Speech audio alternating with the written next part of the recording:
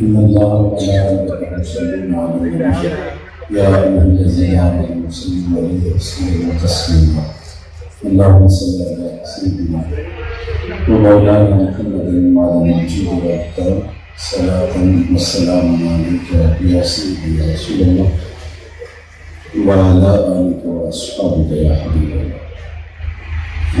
تعریف و توصیف اللہ جل مجدہ کریم کی ذات بابرکات کے لیے جو خالق کائنات بھی ہے اور مالک شہنشاہات بھی. اللہ جل وعلا کی حمد و ثنا کے بعد رسول رحمت شفیع معظم نبی محتشم حضور ختم المرتبت صلی اللہ علیہ وآلہ وسلم کے حضور ناس میں اپنی عقیدتوں، ارادتوں اور محبتوں کا خراج پیش کرنے کے بعد واجب الاحترام ذوی الاحتشام معزز و مکرم سامعین حاضرین، السلام علیکم ورحمۃ اللہ وبرکاتہ. محبت رسول کے عنوان سے ادارت المصطفیٰ حلقہ صاحبان کی جانب سے منعقدہ سالانہ کانفرنس کا انعقاد، جس میں میں اور آپ حاضر خدمت بارگاہ اجلی میں دعا ہے کہ اللہ میری آپ کی حاضری قبول فرمائے. دوستوں نے، کارکنوں نے جو محنت کی، تگ و تاز کی، جدوجہد کی، اس کا بہتر صلہ اللہ نے نصیب فرمائے. حضور علیہ السلام کی محبت وہ جوہر ہے جس کی ضرورت ہر شخص کو ہے کہ جس نے حضور کے ساتھ بذریعہ ایمان ربط قائم کیا، اور اس محبت کے بغیر اس کا ایمان مکمل ہی نہیں ہوتا. یہ بات ذہن میں رکھیے گا کہ زندگی کے اندر جو کشش رکھی گئی ہے، جو عمل کو آسان کرتی ہے، جو ایثار کے جذبے پیدا کرتی ہے، جو قربانی کی نشأت کی ضامن ہے، اور جو جد و جہد کو تیز تر کر دیتی ہے، وہ محبت ہے. محبت طبائع کے اندر جب داخل ہوتی ہے تو وہ مہمیز لگا دیتی ہے. اقبال نے کہا تھا، عشق کی ایک جست نے کر دیا قصہ تمام، اس زمین و آسمان کو بے قرار سمجھا تھا. محبت پہاڑوں کے سینے بھی شک کر دیتی ہے اور نہریں کھودنے کا فن بھی جانتی ہے. محبت صحراؤں کی خاک بھی چھان لیتی ہے. محبت سولیوں پہ لٹک کے بھی حق حق کی آوازیں دیتی ہے. محبت چکی پیستی ہوئی بھی آہت آہت پکارتی ہے. محبت کربلائیں بھی سجاتی ہے اور بیٹوں کو نیزے کی نوک پہ چڑھا ہوا دیکھ کر کے بھی شکرانہ ادا کرتی ہے، بے صبری کا مظاہرہ نہیں کرتی. محبت محبوب کے لیے قربانی کے جذبے کا نام ہے. محبت ایثار کا نام ہے. محبت اپنے آپ کو فنا کر دینے کا نام ہے. محبت کسی کے لیے مٹ جانے کا نام ہے. خواہشات کی گردن پہ چھری رکھ دینے کا نام ہے. محبت تو بیٹے کی گردن پہ چھری رکھ دیتی ہے، اور محبت سر پہ آلہ رکھ کے پاؤں تک چیر دیا جائے تو اف کرنے سے بھی منع کرتی ہے. زیر شمشیر ستم میر تڑپنا کیسا، زیر شمشیر ستم میر تڑپنا کیسا، سر بھی تصویر میں محبت میں ہلایا نہ گیا. تو محبت جو ہے وہ ایک ایسی دولت ہے، ایک ایسی قوت ہے جو پست کو بالا کر دیتی ہے، اور بہر و بر ایک دامن کے گوشے میں سمیٹ لینے کا فن محبت کو آتا ہے. محبت تو یار کسی عورت کے ساتھ ہو جائے تو وہ جسم میں بجلیاں بھر دیتی ہے. محبت کا نشہ تو اقتدار کے لیے پیدا ہو جائے تو لوگ دن رات ایک کر دیتے ہیں۔ محبت تو دولت کمانے کی پیدا ہو جائے تو راتوں کی نیندیں اچاٹ لیتی ہے اور پردیس کی خاک چھاننے پہ مجبور کر دیتی ہے۔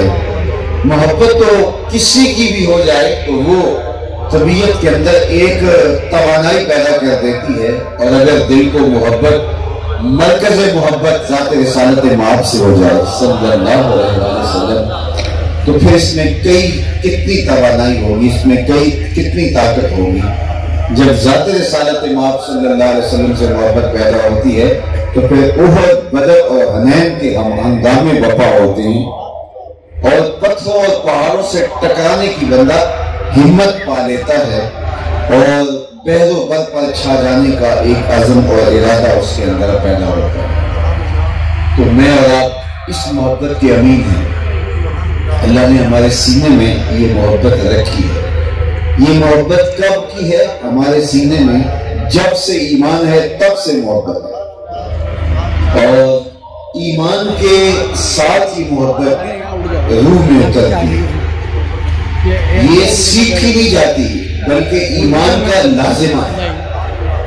جب ایمان آئے گا تو ساتھ محبت بھی لازمی ہے۔ سمامہ بن اسال یمامہ کا سردار ہے، صحابہ اس کو پکڑ کے مسجد نبوی کے ستون کے ساتھ باندھ دیا۔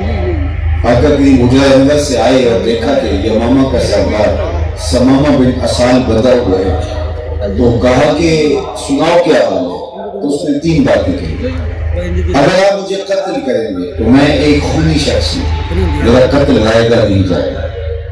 اگر آپ میرے عوض میں کوئی مال لینا چاہیں تو آپ حکم کریں، میں کنگال شخص نہیں ہوں کہ مال پیش نہ کر سکتا، اور اگر آپ مجھے یوں ہی معاف کر دیں تو احسان فراموش نہیں پاؤ گے، خاندانی شخص بدلہ دوں گا۔ انہوں نے کچھ نہیں کہا، تشریف لے گئے۔ دوسرے دن پھر آئے اور پھر رکے اور کہا سمامہ کیا حال ہے؟ اس نے پھر یہی 3 باتیں کہی۔ اگر آپ مجھے قتل کریں تو میں خونی شخص ہوں، میرا قتل رائے گا نہیں جائے گا، میرے قتل کے بدلے میں خون کی ندیاں بہیں گی، اور اگر آپ میرے عوض کچھ لینا چاہیں، فدیہ مانگے تو آپ حکم کریں، کوئی کنگال شخص نہیں ہوں کہ پیش نہ کر سکیں، یمامہ کا سردار ہے، اور اگر آپ مجھے نہیں چھوڑ دیں تو مجھے احسان فراموش نہیں کرنا۔ تیسرے دن حضور پھر آئے، پھر یہ پوچھا کیا حال ہے؟ تو اس نے کہا کہ اگر آپ مجھے یوں ہی قتل کر دیں تو میرا قتل رائے گا نہیں جائے گا۔ پھر دوسری بات، پھر تیسری بات، تو حضور نے فرمایا انہیں چھوڑ دو، رسیاں کھول دی گئی۔ یمامہ کا سردار سمامہ بن اسال جو اسلام کا بہت بڑا دشمن تھا، جب اس کی رسیاں کھول دی گئی، زنجیریں توڑ دی گئی، وہ خود بیان کرتا ہے کہ میں باہر جاتا ہوں، میرے قدم اندر کی طرف اٹھتے ہیں، اور حضور مصلی پہ براجمان تھے، اور باہر میں غسل کر کے واپس پلٹ آیا، پر کاٹ کے میرے اس نے یہ ارشاد کیا، پر کاٹ کے میرے اس نے یہ ارشاد کیا، جا تجھے کشمکش دہر سے آزاد کیا۔ کہا کہ میں واپس پلٹ آیا تو حضور نے فرمایا کہ سمامہ آگے ہو، کہا حضور مجھے اپنا غلام بنا لیا۔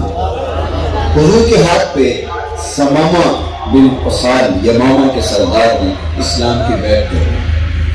اب آپ کی توجہ چاہوں گا کہ بیعت کرنے کے بعد اس نے جو پہلی بات کہی وہ یہ تھی کہ حضور میری حالت تھوڑی دیر قبل یہ تھی کہ جتنے بھی دنیا کے اوپر ادیان پائے جاتی ہیں، ظاہر میں سب کو تو نہیں مانتا، لیکن سب سے اگر ناپسندیدہ دین میرے نزدیک کوئی تھا تو وہ دین اسلام تھا۔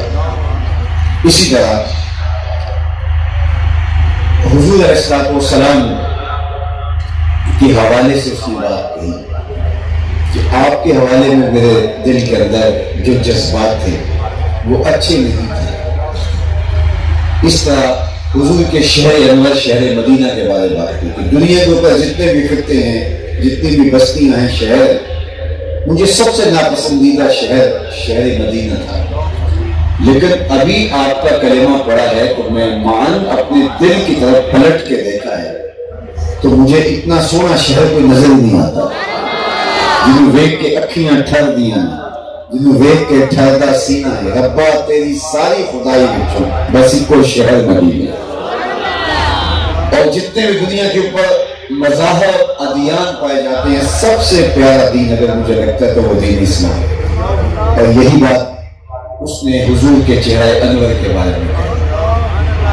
تو اب ثمامہ بن اسال جس کے جذبات تھوڑی دیر پہلے یہ تھے، اب اسلام لانے کی دیر تھی، ایمان کا نور اندر اترا، تو جب اندر اتر کر کے دیکھا تو فوراً اندر بدلاؤ نظر آیا اور حالت تبدیل دیکھی تو معلوم ہوا جب ایمان دل میں اترتا ہے تو محبت رسول بھی اتر جاتی ہے.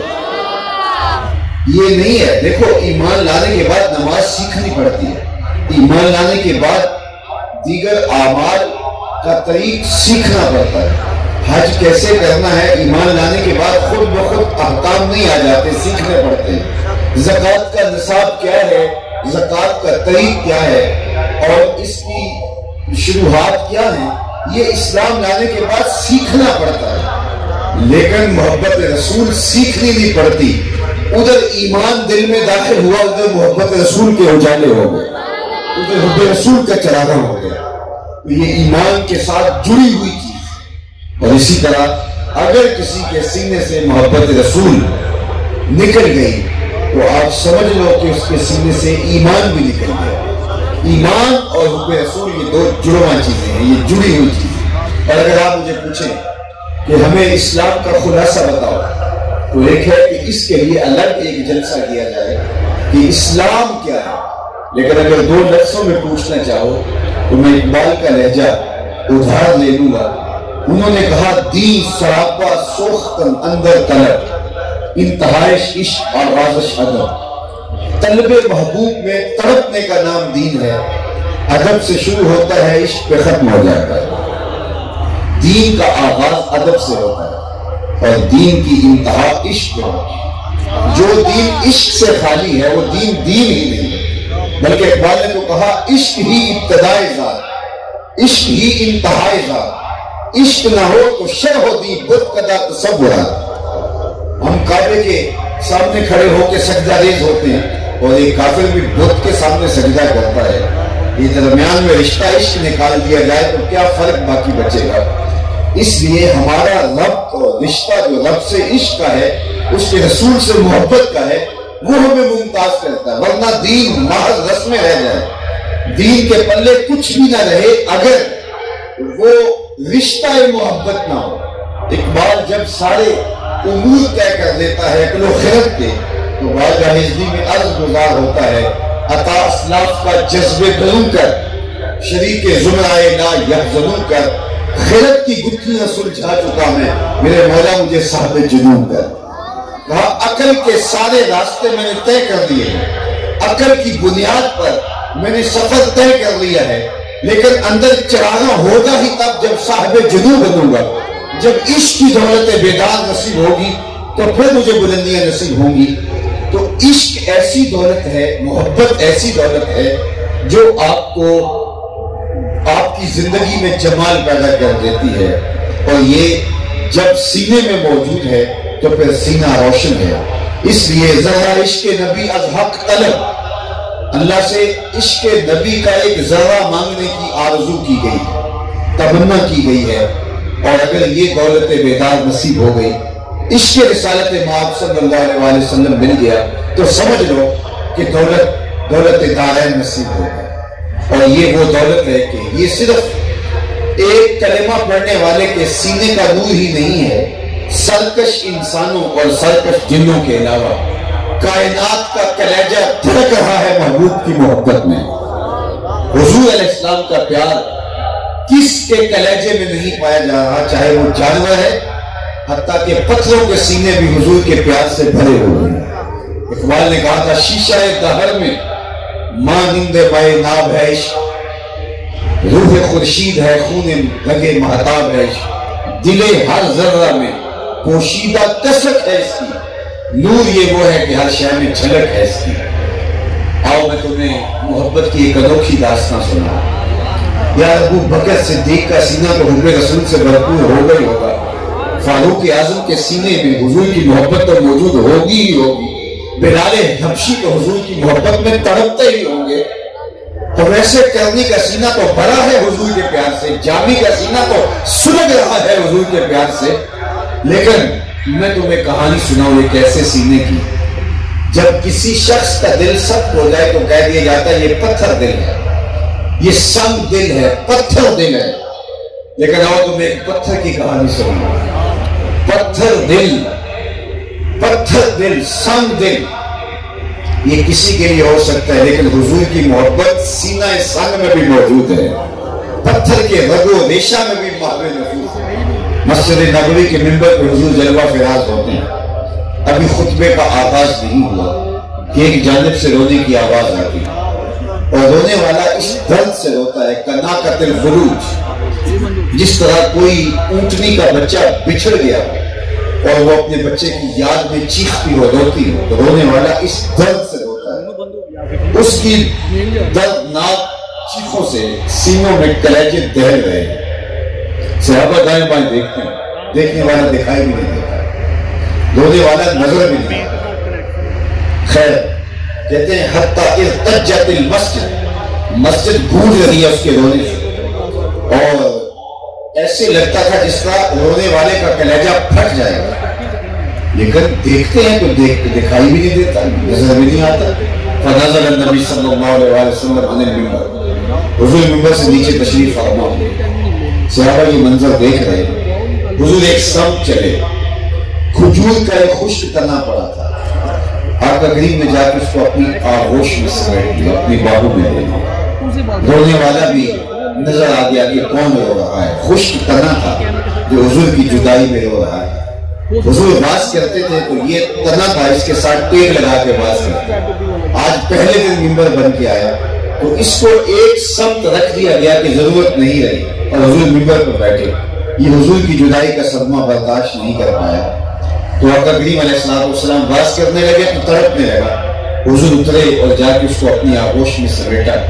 جس طرح بچھڑا ہوا بچہ ماں کی آغوش میں آئے تو اس کی ہچکیاں بن جاتی ہیں، تو اس تنے کی یوں ہچکیوں کی آواز آنے لگی، اس کی وہ چیخیں ہچکیوں میں، سسکیوں میں تبدیل ہونے لگی۔ آقا کریم اپنے دستے بھر کر اس تنے پہ پھیرتے رہے اور اس کی چیخیں اور سسکیاں تھمنے لگی، حتیٰ کہ وہ خاموش ہو گیا۔ آقا کریم اس کو خاموش کروانے کے بعد دوبارہ منبر پہ جب تشریف فرما ہوئے تو صحابہ کی نظروں میں استعجاب تھا، حیرت تھی، سوالات تھے کہ یہ کیا ماجرا ہے، کبھی درخت بھی روئے ہیں اور وہ بھی کٹے ہوئے خشک درخت۔ تو صحابہ کی آنکھوں میں یہ سوال دیکھ کر کے حضور نے فرمایا لو لم افعل ھذا لھن الی یوم القیامہ، صحابہ اگر میں منبر سے اتر کے اپنے عاشق زار کو یوں تسلی نہ دیتا یہ قیامت تک روتا ہی رہتا۔ تو خشک تنا بھی حضور کی محبت میں، حضور کے پیار میں آنسو بہا رہا ہے اور سسکیاں لے رہا ہے۔ میں نے سنگ دلی کی بات کی تو حضور کا مبارک قدم جب احد پہاڑ پہ آتا ہے تو وہ جھوم اٹھتا ہے، تو آقا کریم علیہ السلام نے فرمایا احد جبل یحبنا ونحبہ، احد ایسا پہاڑ ہے جو ہم سے پیار کرتا ہے، ہم اس سے پیار کرتے ہیں۔ تو جب پتھر ہو کے حضور سے پیار کرے، درخت ہو کے حضور سے پیار کرے، جانور حضور سے پیار کرے، وہ جانور جو حضور کے گھر میں رکھا ہوا تھا جس کو امام احمد بن حنبل نے اپنی سند سے روایت کیا، کانا وحشن لآل محمد صلی اللہ علیہ وآلہ وسلم، حضور کے اہل خانہ کے پاس ایک چھوٹا سا ممولہ تھا، جب آ کر گھر ہوتے تو وہ کسی کونے کھدر میں بیٹھ کے حضور کو تکتا رہتا، اور جب آقا کریم گھر سے باہر تشریف لے جاتے اس طرح مسترب ہو جاتا، کبھی دیوار پہ، کبھی چھت پہ، کبھی دروازے پہ، کبھی صحن میں، وہ عجیب بے چینی سے ادھر ادھر گھومتا رہتا، اور جب آقا دوبارہ گھر تشریف لے آتے تو پھر ایک کونے میں بیٹھ کے حضور کو دیکھنے لگ جاتا، اس کے دکھی دل کو قرار آ جاتا۔ تو جانور، درخت، کائنات کا ایک خزانہ، یہ تو کٹے ہوئے درخت کی کہانی تھی۔ آؤ میں ایک ایسے درخت کی کہانی سناؤں جو حضور سے پیار کرتا ہے۔ یعلا بن مرہ رضی اللہ تعالیٰ عنہ فرماتے ہیں ایک غزوے سے واپسی تھی کہ راستے میں حضور نے استراحت فرمائی اور میں ہاتھ میں تلوار لیے حضور کے پہرے کے لیے کھڑا ہو گیا۔ دور صحرا میں ایک درخت تھا، اس نے ہلنا بھی شروع کر دیا۔ خیر تھوڑی دیر کے بعد وہ اپنی جگہ سے اکھڑا اور اپنی شاخوں کے بل چلتا ہوا آ کے میرے برابر کھڑا نہیں ہو جاتا۔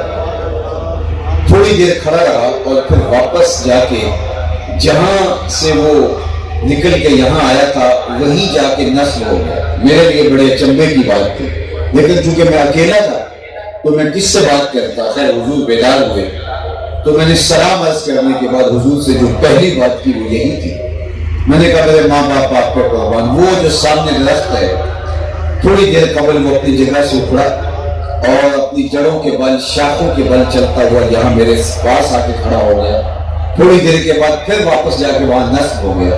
حضور نے حیرت کا اظہار نہیں کیا، میں تو سویا تھا کیا کہانی ہے تفصیل سے سناؤ، نہیں، بلکہ حضور نے فرمایا ہذہ شجرۃ استاذنت ربھا، فرمایا یہ درخت ہے جس نے رب سے اجازت مانگی تھی، مالک تیرا محبوب نیڑے آیا ہے، میں سلام نہ کر رہا ہوں، اللہ نے اجازت دے دی تھی یہ مجھے سلام کرنے کے لیے آیا۔ تو درخت ان کے حضور حاضر ہوں، سلامیاں پیش کریں، پتھروں کے کلیجے حضور کے لیے تڑپیں، خشک تنے یاد میں روئیں، اور پرندے حضور کی محبت کے اندر تڑپ تڑپ کے اپنی عقیدتوں کا اظہار کریں۔ اور کیا اس اونٹ کی کہانی آپ بھول سکتے ہیں جو دیوانہ ہو گیا تھا؟ اور صحابہ نے کہا حضور ہمارا اونٹ دیوانہ ہو گیا، فرمایا چلو میں تمہارے ساتھ چلتا ہوں۔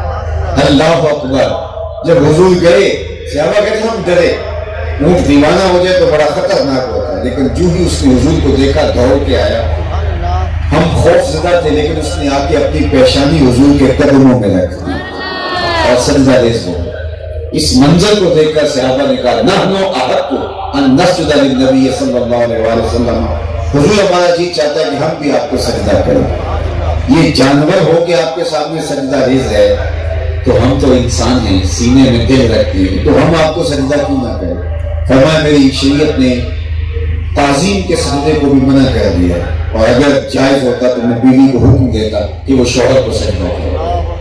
تو درخت سجدہ کریں، جانور سجدہ کریں، شمس و قمر، چاند سورج ستارے، پتھروں کے کلیجے حضور کے لیے تڑپ تڑپ کے آرزویں اور تمنائیں کریں۔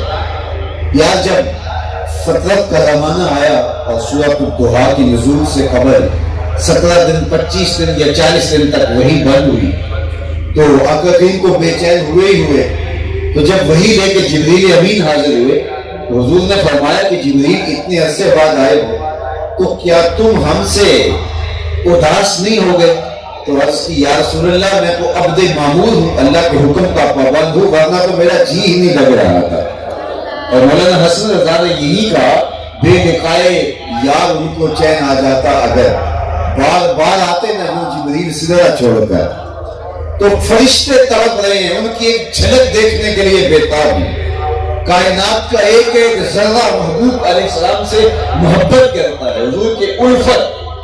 یار باقی تو اللہ کے مخلوق تو حضور سے پیار کرے گی ہی کرے گی، میرا رب ہو کے کہتا ہے کہ میں محبوب سے پیار کرتا ہوں، محبوب سے میں الفت کرتا ہوں، محبوب سے جو ہے وہ میرا پیار ہے، محبوب سے میری محبت ہے، اور اس محبت اور اس الفت کا رنگ دیکھیے فَإِنَّكَ بِأَعْيُنِنَا، محبوب تم ہماری نگاہوں میں ہی رہتے ہو، ہم سے اوجھل نہیں ہو، تم ہماری نگاہوں میں رہتے ہو۔ اور کبھی کہا فَلَا وَرَبِّكَ، محبوب مجھے تیرے رب کی قسم، مجھے بتاؤ کتنا دل آویز اسلوب بیان ہے، یہ نہیں کہا مجھے کعبے کے رب کی قسم، مجھے عرش کے رب کی قسم، یہ بھی نہیں کہا مجھے میری قسم، کہا مجھے تیرا ہونے کی قسم، فَلَا وَرَبِّكَ، مجھے تیرے رب کی قسم۔ تو ذرا اگر توجہ ہو تو رب کو اس بات پہ ناز ہے کہ میں محمد کا رب ہوں، تو جب رب ہو کے محمد کے رب ہونے پہ ناز کرتا ہے تو ہم امتی ہو کے حضور کے غلام ہونے پہ ناز کیوں نہ کریں؟ فخر کا دل میں دریچہ باز کرنا چاہیے، جن کا تو آقا ہے ان کو ناز کرنا چاہیے۔ تو حضور علیہ السلام کی محبت کائنات کے ایک ایک سینے، ایک ایک ذرے کے سینے میں موجود۔ تو یہ تو وہ کہانیاں ہیں کہ جو حضور سے محبت کے ربط و رشتے رکھتے ہیں۔ اب آئیے حضور کے عشاق کی کہانیاں سنیں جو حضور سے محبت رکھتے ہیں، کائنات کے اندر جتنی محبت حضور سے، حضور کے صحابہ نے کی ہے، آپ کو اس کی دوسری مثال نہیں ملے گی۔ حافظ شیرازی نے ایک دن اپنے محبوب سے مخاطبت کرتے ہوئے کہا کہ زمانے میں میرے جیسا کوئی عاشق تمہیں نہیں ملے گا، کہا اس لیے کہ تیرے جیسا سونا بھی تو نہیں ملے گا۔ محبت کے اندر جو کشش ہوتی ہے، محبت کے اندر جو ہے وہ پیچ و تاب اور اضطراب اور تیزی ہوتی ہے، وہ حسن کی فراوانی کی وجہ سے ہوتی ہے۔ جتنا حسن فراواں ہوگا اتنی محبت میں جوش ہوگا، اتنا محبت میں زور ہوگا۔ تو کائنات میں اگر حضور جیسا سونا کوئی نہیں تو ابو بکر جیسا محب بھی کوئی نہیں، حضور جیسا سونا کوئی نہیں تو بلال حبشی جیسا پیار کرنے والا بھی کوئی نہیں۔ تو جس قدر حضور علیہ السلام سے صحابہ نے محبت کی ہے، آپ نے محبت کی لوک داستانیں بھی پڑھی ہوں گی، اور بڑے بڑے شعراء نے، پنجابی، اردو، انگلش، مختلف زبانوں کے ماہرین نے اپنے اپنے علاقے کی داستانیں بیان کی۔ محبین نے محبوبوں کے لیے کیا کیا نہیں کیا، کیا کیا نہیں کیا، کیا کیا پاپڑ نہیں بیلے، اور انہوں نے سمندروں کے کلیجے چیر دیے، پہاڑوں کے کلیجے چیر کے نہریں تراش لی۔ محبوبوں کے لیے محبوں نے کیا کیا دکھ نہیں جھیلے، لیکن آج تک آپ نے نہیں سنا ہوگا کسی محب نے محبوب کے پانی کو بھی ہاتھ پہ لے کر کے اپنے منہ پہ ملا ہو، محبوب کا لعاب بھی اپنے چہرے کا غازہ بنا لیا ہو۔ آپ کو یہ یہاں ملے گا کہ حضور لعاب پھینکتے ہیں تو وہ صحابہ کے ہاتھوں پہ ہوتا ہے، اور پھر اس کو غازۂ جمال بنا لیتے ہیں، چہرے کا نور بنا لیتے ہیں۔ حضور علیہ السلام وضو کرتے ہیں تو وہ پانی زمین پہ نہیں گرنے دیتے، کسی کے ہاتھوں پہ گرتا ہے، اور جس کو وہ پانی میسر نہیں آتا تو وہ ان گیلے ہاتھوں سے ہاتھ رگڑ کے اپنے چہروں پہ مل رہے ہوتے ہیں۔ جنہ اکھیاں دل بر تکیا، وہ اکھیاں ہی تک لئیاں، تو ملے ہوتا ساجن ملے ہم آساں ہی لگ رہی ہیں۔ تو پیار کی یہ کہانیاں کتنی دل آویز ہیں۔ سیدنا صدیق اکبر کا پیار دیکھیے حضور کے لیے، محبتوں کے تہور دیکھیے۔ حضرت عمر تو رو پڑتے، کہتے وہ غار کی ایک رات دے دے، میری ساری زندگی کی نیکیاں لے لے۔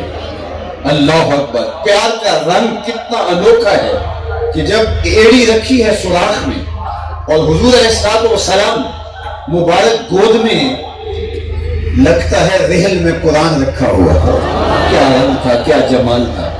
اب سانپ سارے راستے مسدود پاتا ہے تو ایک جگہ اس کو انسانی گوشت دکھائی دیتا ہے، تو اس نے پھونک ماری اور اس کا زہر بدن میں سرایت کرنے لگا۔ مجھے بتائیے، اچانک چونٹی بھی کاٹ جائے تو انسان کپ کپا کے رہ جاتا ہے، اور سانپ کا تصور، آپ یہاں بیٹھے بیٹھے اگر تصور کر لیں کہ اچانک میرے بستر میں سانپ گھس آئے، میرے پاس سانپ موجود ہو، تو بدن پہ لرزہ طاری ہو جاتا ہے۔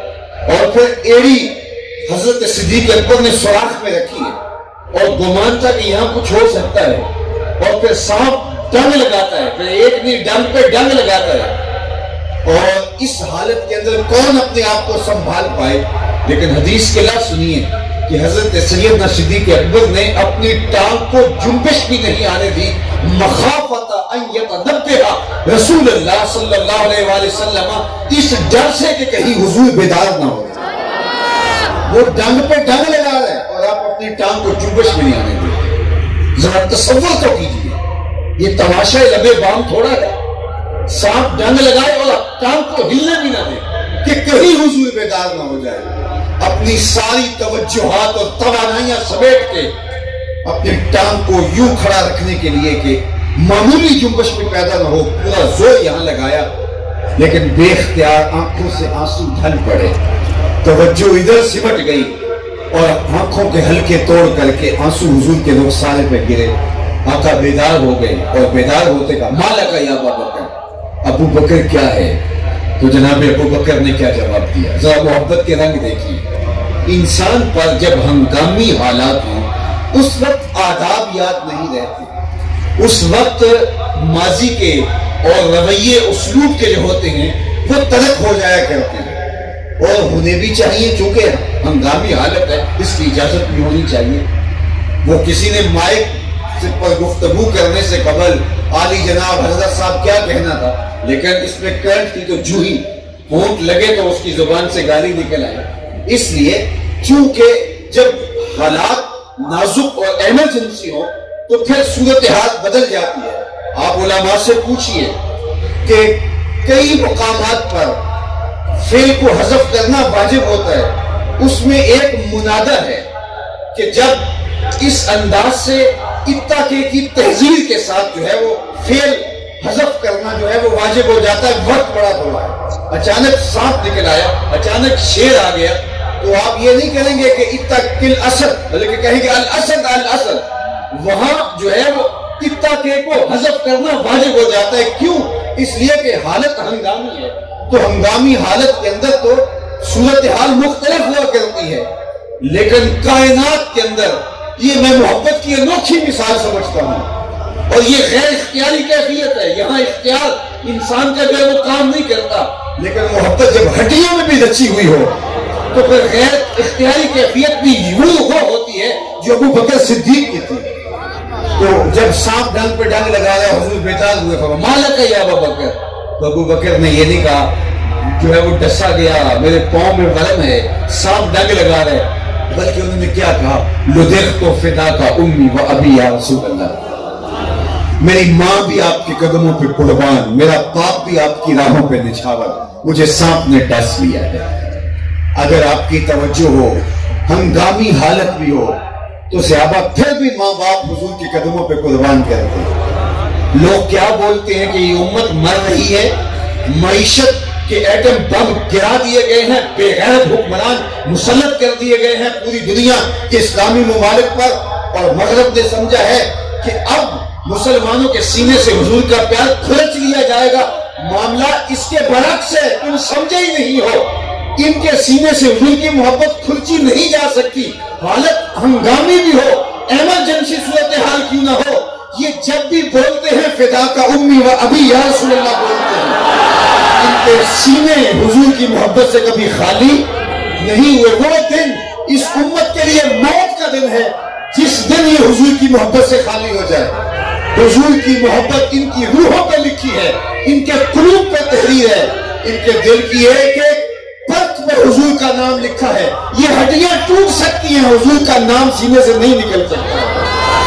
ہم تو جیتے حضور کے نام سے, ہم تو مرتے بھی حضور کے نام سے. مغرب نے سمجھا کیا ہے, وہ سمجھتا ہے کہ شاید ہم ان حالات میں کہ جب پوری دنیا کے اندر معیشت کا بحران چل رہا ہے, امت مسلمہ بالخصوص متاثر ہے, تو ہم اس طرح کی چیزیں کر کے امت مسلمہ کو کمزور کر سکیں گے, ان سے اپنی شرائط بنوا سکیں گے. تم نے حکمرانوں کے آئینے کے اندر عام مسلمانوں کا چہرہ دیکھنے کی کوشش کی ہے. یہ بات سن لو, یہ امت کمزور ہو سکتی ہے, بے غیرت نہیں ہو سکتی.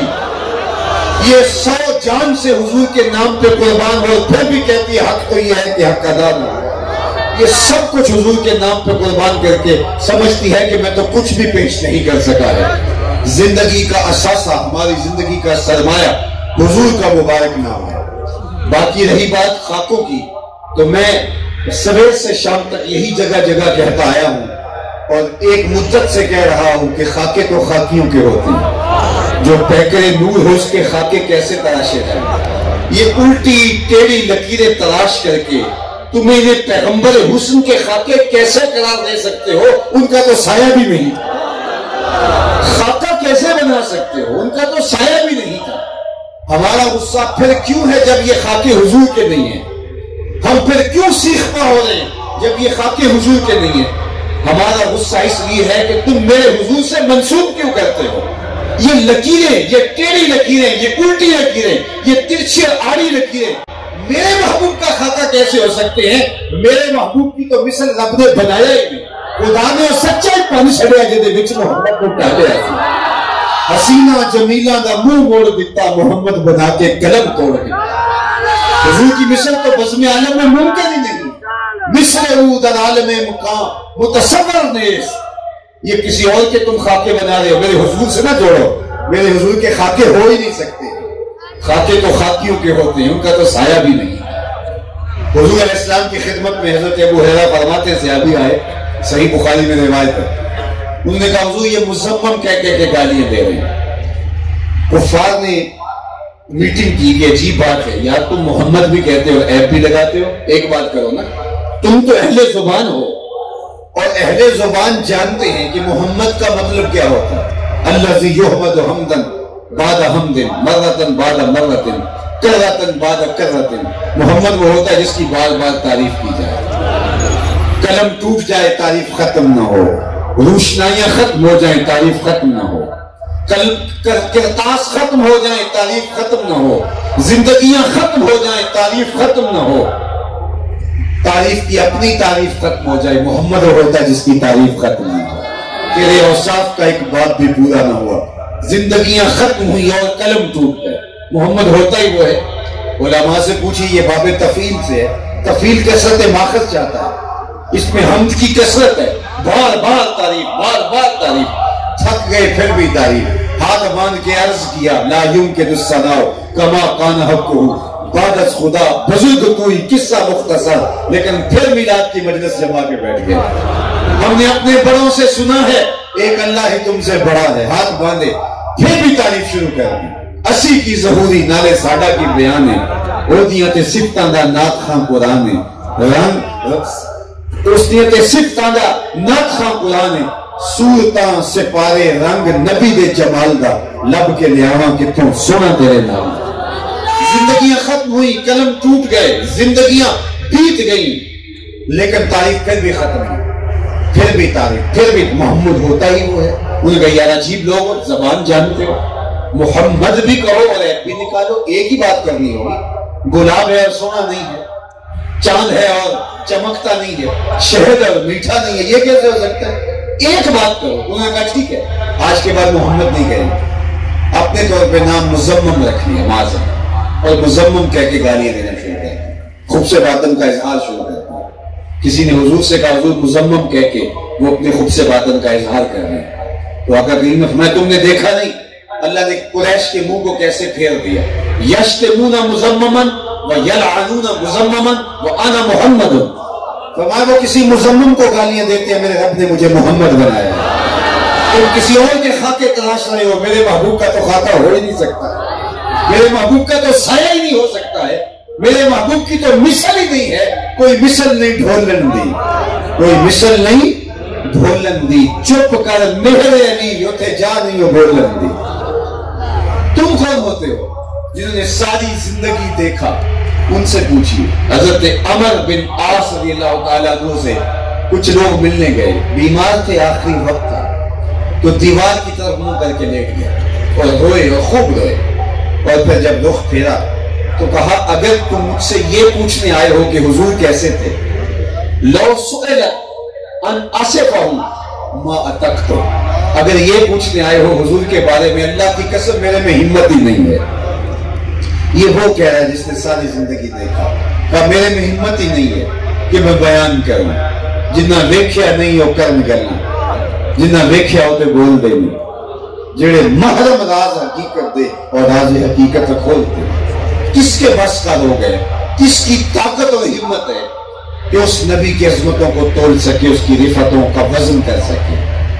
خاکہ کیسے تراشا جا سکتا ہے، اس کی مثل تو ممکن ہی نہیں ہے۔ رب نے ایسا بے مثال اور بے مثل بنایا ہے کہ اس کی مثال ہی نہیں ہے، تو کیسے مثال دی جائے، کیسے بات کی جائے۔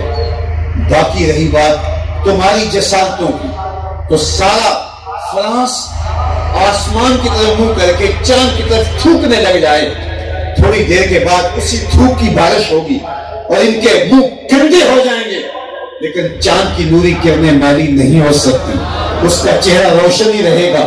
تم جو کرنا ہے کر لو، مدینے کا چاند کل بھی روشن تھا، ہرا کا چاند آج بھی روشن، اور رہے گا یوں ہی ان کا چرچا رہے گا، پڑے خواب ہو جائیں جل جانے والے۔ میرے محمد کا نام کل بھی اونچا تھا، میرے مصطفیٰ کا نام آج بھی اونچا ہے، اور یہ نام کوئی نیچا کر سکتا؟ وَرَفَعْنَا لَكَ ذِكْرَكَ کا سایہ میرے محبوب کے سر پہ میرے رب نے رکھا ہے، اس صاحبان کو کون چھین سکتا ہے؟ جہاں ذکر خدا بلند کرے، کیڑا جمعہ اس کو بند کرے، اس ذکر کا حافظ آپ خدا پڑھے لا الہ الا اللہ۔ یہ ذکر کام نہیں ہوگا، یہ امتحان ہمارا ہے صاحبو، یہ آزمائش ہماری، یہ ابتلا ہماری۔ اگر آج بھی اگر کھڑے نہیں ہوتی امت مسلمہ، آج بھی اگر پاؤں پہ کھڑی نہیں ہوتی، یگانگت، اتحاد اور صحیح معنوں کے اندر امت نہیں بنتی، تو پھر حجت تمام ہو جائے گی۔ تو آئیے ہمیں یہ عزم کر کے اٹھنا ہوگا کہ اپنے آقا کے نام پہ اپنا سب کچھ قربان کرنے کا عزم کر کے آگے بڑھنا ہوگا، صحیح معنی میں امت بننا ہوگا۔ جب ہم امت بن جائیں گے، امت کا تصور ہی کفار کو تہو بالا کر کے رکھ دے گا اور امت کو کھڑا کر کے رکھ دے گا۔ اور اگر یہ امت حقیقی معنوں میں امت بن جاتی ہے تو پھر کفار کو بہترین جواب ہے۔ انشاءاللہ وہ وقت آئے گا، یہ امت بنے گی، اور ایک وقت آنے والا ہے پوری کائنات کی ہر چھت پہ جھنڈا میرے حضور کے نام کا ہوگا۔ اقبال کے شعر پہ اپنی گفتگو ختم کرتا ہوں، کی محمد سے وفا تو نے تو ہم تیرے ہیں، یہ جہاں چیز ہے کیا لوح قلم۔